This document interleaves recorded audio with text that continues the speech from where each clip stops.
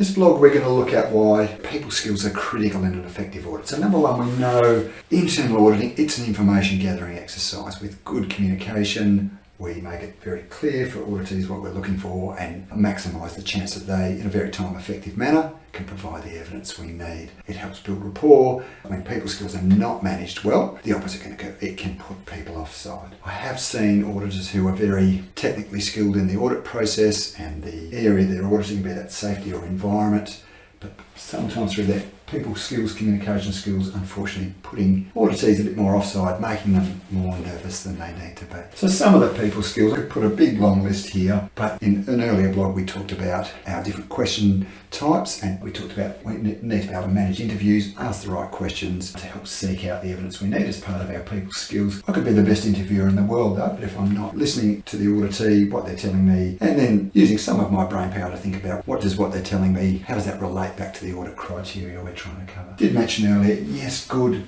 people skills critical in making auditees feel comfortable, building that rapport and trust in the process and trust in the way we treat information. You find all of a sudden, when people are comfortable, they share a lot more information with you.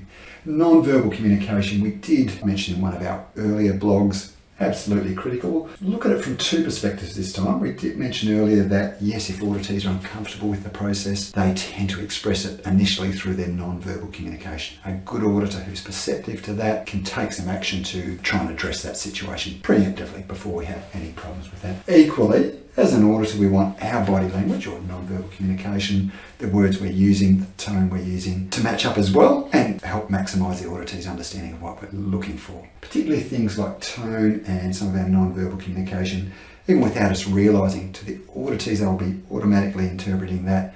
Sometimes it can come across as a little bit prickly, judgmental, condescending. If I'm auditing someone and rolling my eyes while they give me a response, they will pick that up straight away. You notice the amount of information they're telling you shortens right down. We're not always aware that we're doing that. So an appropriate approach is professional but friendly, open body language without looking like we're on holidays on a sun lounge somewhere.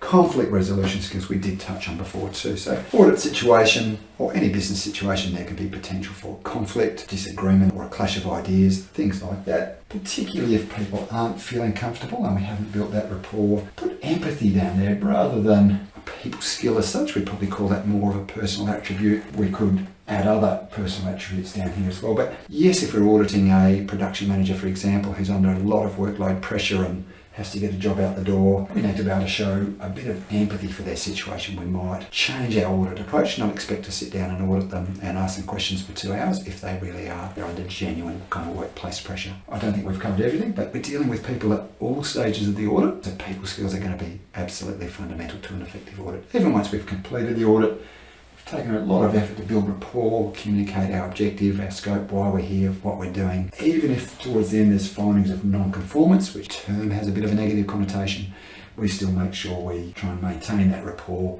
deal with that diplomatically and tactfully. If you found this video valuable, you may also benefit from my other HSEQ videos. Click on any of the videos on the screen to view them. They will help you on your road to becoming a HSEQ compliance rockstar. I know achieving certification to various standards is challenging, but I want to help you become confident in your HSEQ compliance.